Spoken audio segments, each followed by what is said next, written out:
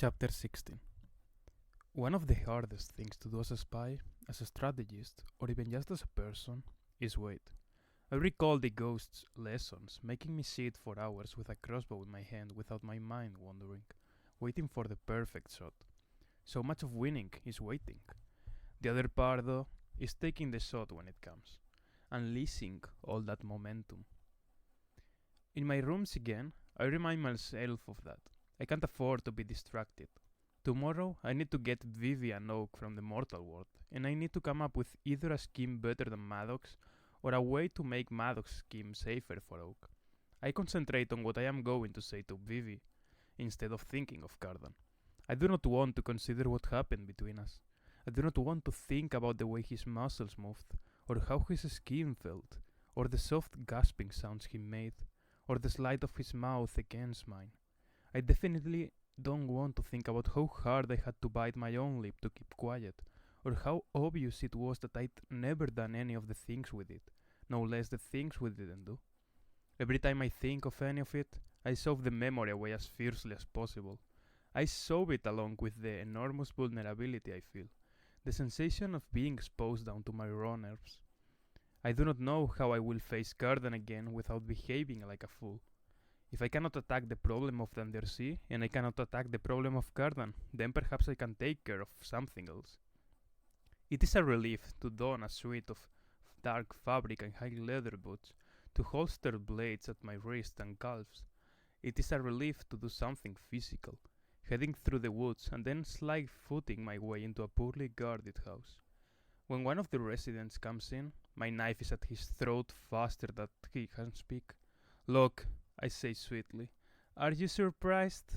He turns to me, dazzling my faltering. "My blossom, what is this?" After an astonished moment, I realize that he thinks I am Darin. Can he really not tell the difference between us? A bitter pit where my heart should be is pleased by the thought. "If you think my sister would put a knife to your throat, perhaps you should delay your nap, Tails," I tell him, taking a step back and indicating a chair with the point. "Go ahead, sit." He sits down, just as I kick the chair, sending it backward and him sprawling to the floor. He rolls over, glaring at me with indignation. "Unchivalrous," is all he says, but there's something in his face that wasn't there before. Fear. For 5 months, I have tried to use every bit of restraint I learned over a lifetime of keeping my head down. I have tried to behave as though I had only drips and drops of power, an important servant's power, and still keep in my head that I was in charge. A balancing act that makes me think of Balmoran's lesson in juggling.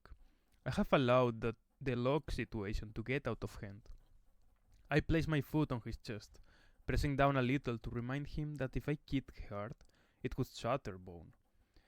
I am done with being polite. We're not going to play word games or make up riddles. Humiliating the High King is a bad idea. Humiliating me is a terrible idea. Running around on my sister is just dumb. Maybe you thought I was too busy to take my revenge. Well, look, I want you to understand that for you, I will make time. His face pales. He's obviously not sure what to make of me right now. He knows I stabbed Valerian once, but he doesn't know I killed him, nor that I have killed since then. He has no idea I became a spy, and then a spy master. Even the sword fight with Tarin was something he only heard about. "Making you Queen of Mirth was a jest," Locke says, gazing up at me from the floor with a kind of fondness in his fox eyes, a little smile on the corner of his mouth, as though he's willing me to grin along with him. "Come on, Jude, let me up. Am I really to believe you'd harm me?" My voice is mock sweet. "You once accused me of playing the great game. What was it you called it? The game of kings and princes, of queens and crowns? But to play it well, I must be pitiless." He begins to get up, but I press down harder with my foot and shift the grip on my knife. He stops moving. "You always liked stories," I remind him. "You said you wanted to create the sparks of stories. Well, the tale of a twin who murders her sister's betrothed is a good one, don't you think?" He closes his eyes and holds out his empty hands. "Peace, Jude. Perhaps I overplayed my hand, but I cannot believe you want to murder me for it. Your sister would be devastated." Better she never be a bride than wind up a widow, I say, but take my foot off his chest. He gets up slowly, dusting himself off. Once on his feet, he looks around the room as though he doesn't quite recognize his own manor now that he's seen it from the vantage of the floor. You're right, I continue. I don't want to harm you. We are to be family. You will be my brother, and I your sister. Let us make friends. But to do that, I need you to do some things for me. First, stop trying to make me uncomfortable.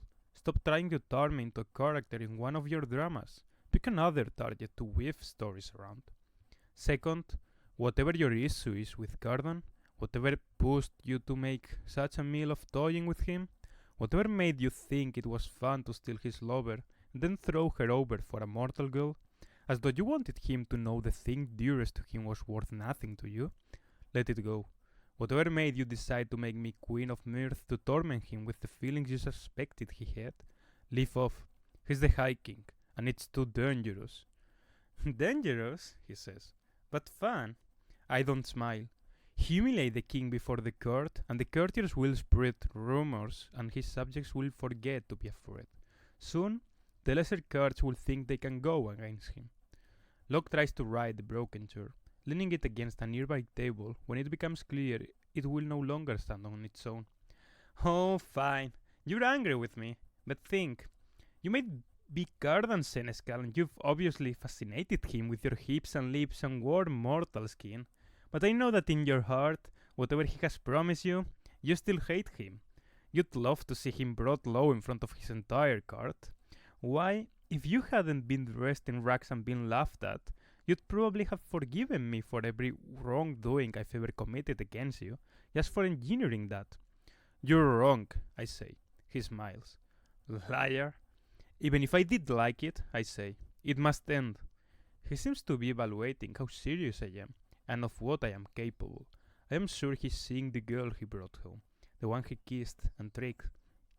He's wondering, probably not for the first time, how I lacked into being made Senescal, how I managed to get my hands off the crown of Elpham to orchestrate my little brothers putting it on Cardan's head.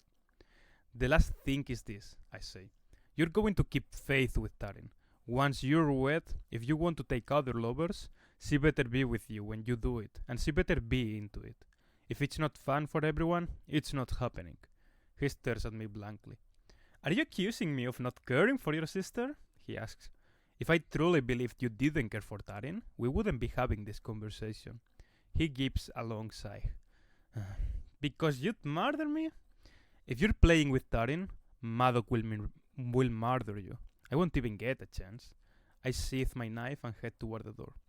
Your ridiculous family might be surprised to find that not everything is solved by murder, Locke calls after me. We would be surprised to find that, I call back. Chapter 17.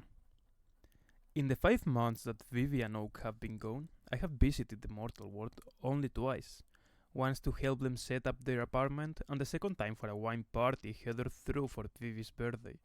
At it, Tarin and I sat awkwardly on the edge of a couch, eating cheese with oily olives, being allowed little sips of syrup by college girls because we were too young to legally drink.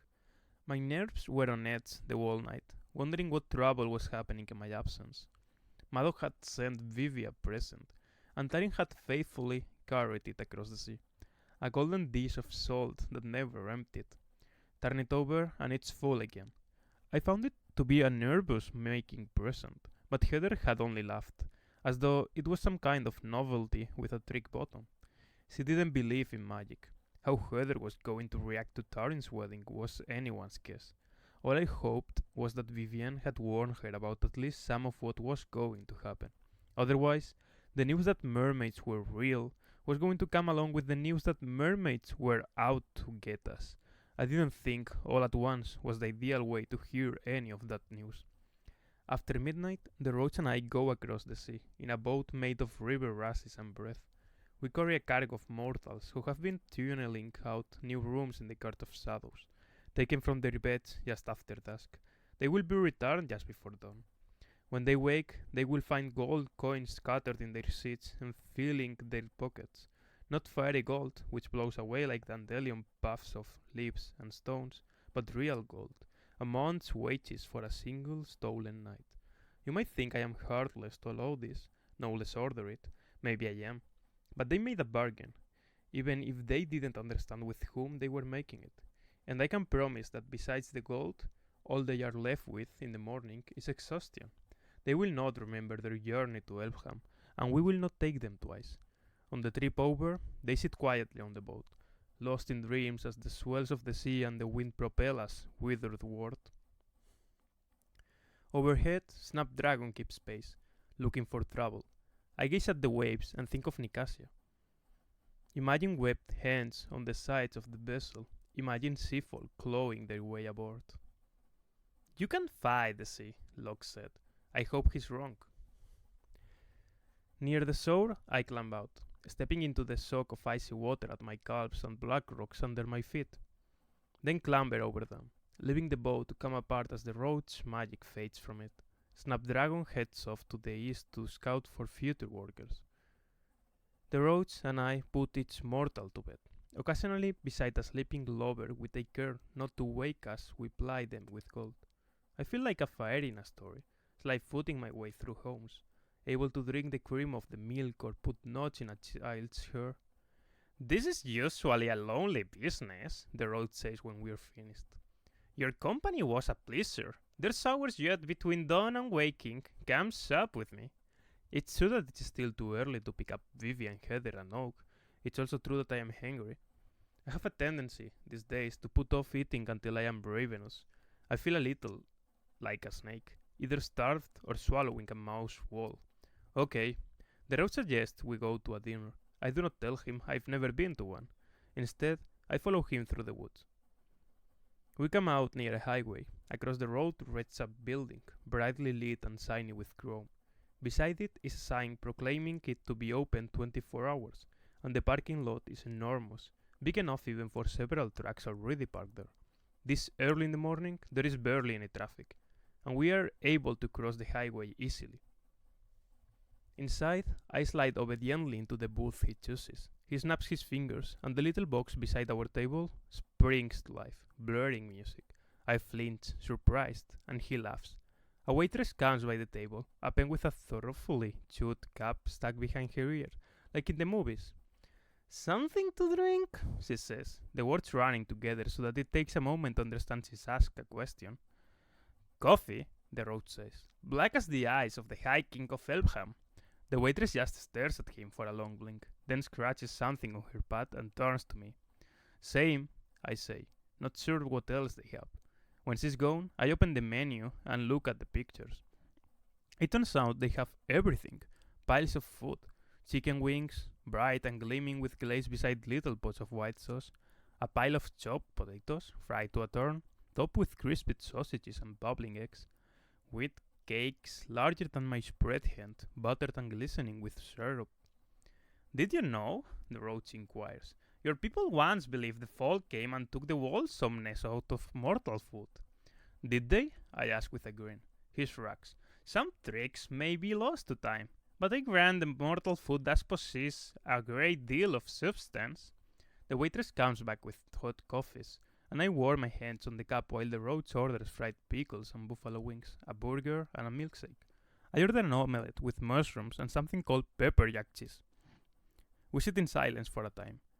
I watch the roach rip sugar packets and dump them into his cup. I don't do anything to mine. I am used to the whipped cream-topped drinks Vivi used to bring me. But there is something satisfyingly bracing about drinking coffee this way, hot and bitter. Black as the eyes of the King of Elfham. So, says the roach, when will you tell the king about his mother? She doesn't want me to, I say. The roach frowns. You've made improvements in the Court of Shadows. You're young, but you're ambitious in the way that perhaps only the young can be. I judge you by three things and three things only. How square you are with us, how capable, and what you want for the world. Where does Lady Asa come into any of that? I ask, just as the waitress returns with our food, because I can already sense that she does. You didn't open with that question for nothing. My omelette is enormous, an entire henhouse of eggs. My mushrooms are identically shaped, as though someone had ground up real mushrooms and then made cookie cutter versions. They taste that way too. With the roach food piled up on the other side, soon the table is full to groaning. He takes a bite of a wing and licks his lips with his black tongue. Cardan is part of the Court of Shadows. We may play the world, but we don't play one another. Hiding messages from Balakin is one thing, but his mother? Does he even know she's not dead? You're writing a tragedy for him without cause, I say. We have no reason to believe he doesn't know. And he's not one of us. He's no spy. The roach bites off the last piece of gristle from the chicken bones, cracking it between his teeth. He's finished the whole plate of them, and, pushing it aside, starts on the pickles. You made a bargain for me to train him, and I've taken him under my wing. Sleight of hand, pickpocketing, little magics. He's good at it. I think of the coin playing across his long fingers while he slouched in the burnt remains of his rooms. I glare at the roach. He only laughs. Don't look at me like that. I was you who made the bargain. I barely recall that part. So intent was I on getting Cardan to agree to a year and a day of service. So long as he pledged to me, I could put him on the throne. I would have promised him much more than lessons in spycraft. But when I think of the night he was shot at, the night he did coin tricks, I can't help recalling him gazing up from my bed, intoxicated and disturbingly intoxicating. Kiss me until I am sick of it. And now he's playing, isn't he? The road goes on. Because if he's the true High King of Elfham, whom we are to follow to the end of days, then we've been a mite disrespectful, running the kingdom of him. But if he's play acting, then he's a spy for sure and better than most of us, which makes him part of the Shadow Court. I drink down my coffee in a scalding swallow. We can talk about this. Not at home we can't, the road says with a wink, which is why we're here. I ask him to seduce Nicasia. Yes, I guess I have been a mite disrespectful to the High King of Elfham, and the roach is right. Cardan didn't behave as though he was too royal for my request. That wasn't his reason for taking offense. Fine, I say in defeat. I'll figure out a way to tell him. The roach grins. The food's good here, right? Sometimes I miss the mortal world, but for good or ill, my work in Elfham is not yet done. Hopefully for good, I say, and take a bite of the shredded potato cake that came with my omelette. The roach snorts. He's moved on to his milkshake. The other plates bare and stacked up to one side of him. He lifts his mug in a salute. To the triumph of goodness, just not before we get ours. I want to ask you something, I say, clinking my mug against his. About the bomb. Leave her out of this, he says, studying me. And if you can, leave her out of your schemes against the undersea. I know you're always sticking your neck out as though you're enamored of the axe. But if there must be a neck on the chopping block beside you, choose a less comely one. Including your own? I ask. Much better, he agrees. Because you love her, I ask. The roach frowns at me. And if I did, would you lie to me about my chances? No, I begin, but he cuts me off. I love a good lie, he says, standing and setting down little stacks of silver coins on the table. I love a good liar even better, which is to your benefit. But some lies are not worth the telling. I bite my lip, unable to say anything else without spilling the bomb's secrets. After the dinner, we part ways, both of us with ragwort in our pockets. I watch him go, thinking of his claim on Cardan.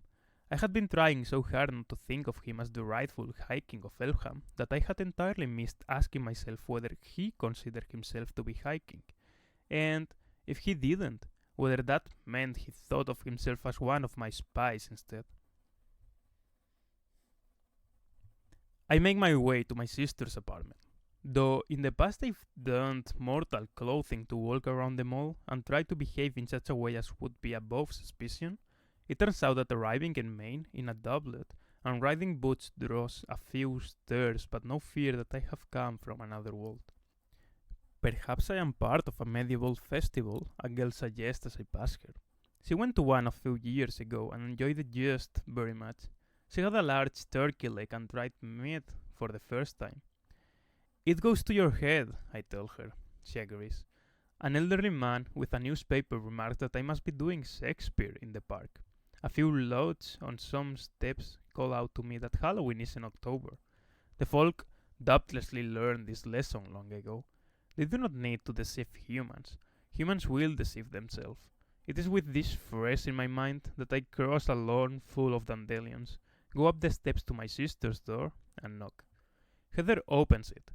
Her pink hair is freshly dyed for the wedding.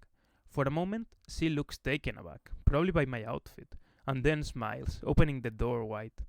Hi! Thanks for being willing to drive. Everything's mostly packed. Is your car big enough? Definitely, I lie, looking around the kitchen for Vivi with a kind of desperation. How is my big sister thinking this is going to go if she hasn't told Heather anything? If she believes I have a car instead of Rackworth's talks? Youth! Oak yells, hopping down from his seat at the table. He throws his arms around me. Can we go? Are we going? I made everyone's presents at school. Let's see what Vivi says, I tell him, and give him a squeeze. He's more solid than I remembered. Even his horns seem slightly longer. Although he can't have grown that much in just a few months, can he? Heather throws a switch, and the coffee pot starts chugging away. Oak climbs onto a chair and pours candy-colored cereal into a bowl and begins eating it dry. I sidle past and head into the next room. There's Heather's desk, piled with sketches and markers and paints. Prints of her work are tapped to the wall above. Besides making comics, Heather works part-time at a copy shop to help cover bills. She believes Vivi had a job too, which may or may not be a fiction.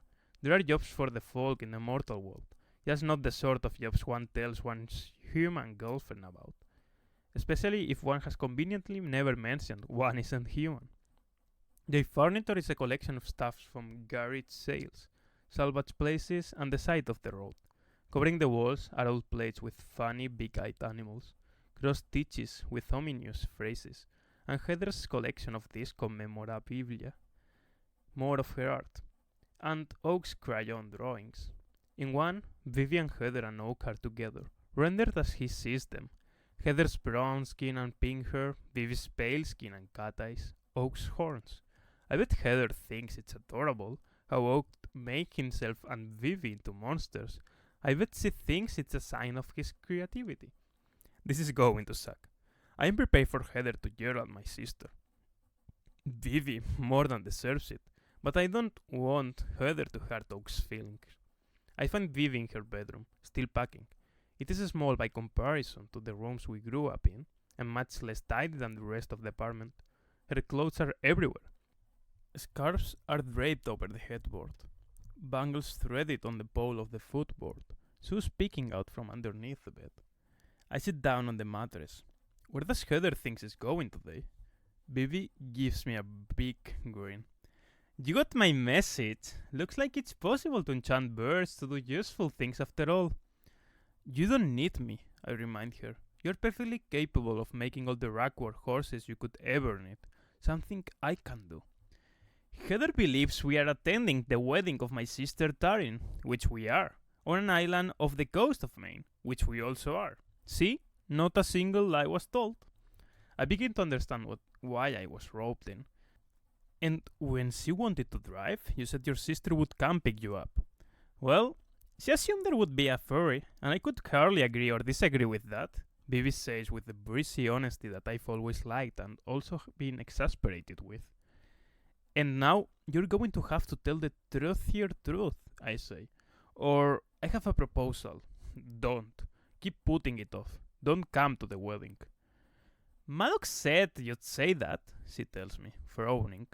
It's too dangerous, for complicated reasons I know you don't care about, I say. The Queen of the Undersea wants her daughter to marry Cardan, and she's working with Balakin, who has his own agenda. She's probably playing him, but since she's better at being worse than him, that's no good. You're right, Vivi says. I don't care. Politics are boring. Oak is in danger, I say. Maddox wants to use him as bait. There's always danger, Vivi says, throwing a pair of boots on top of some crumpled dresses. Fighting is one big mousetrap of danger, but if I let that keep us away, how could I look my stalwart father in the face? Not to mention my stalwart sister, who is going to keep us safe while father schemes his schemes, Bibi continues. At least, according to him. I groan, just like him to cast me in a role I can't deny, but which serves his purpose. And just like her to ignore me, and I believe that she knows best. Someone you trust has already betrayed you. I have trusted Vivi more than anyone else. I have trusted her with Oak, with the truth, with my plan. I have trusted her because she's my older sister, because she doesn't care about Fairy. But it occurs to me that if she betrayed me, I would be undone. I wish she wouldn't keep reminding me she was talking to Maddox. And you trust that? That's a change. He's no good at a lot of things, but he knows about scheming, Vivi says, which is not that reassuring. Come on, tell me about Tarin. Is she actually excited? How do I even answer? Locke got himself made master of rebels. She's not exactly pleased about his new title or behavior. I think half the reason he likes to screw around is to get under her skin. This is not boring, Vivi says. Go on. Heather comes into the room with 2 cups of coffee. We stop talking as she passes one to me and one to Vivi. I didn't know how you took it, she says, so I made it like this.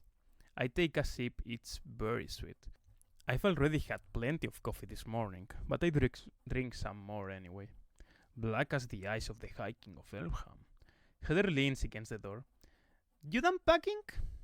Almost, Vivi eyes her suitcase and then throws in a pair of rain boots. Then she looks around the room, as though she's wondering what other stuff she can cram in. Heather frowns. You're bringing all that for a week?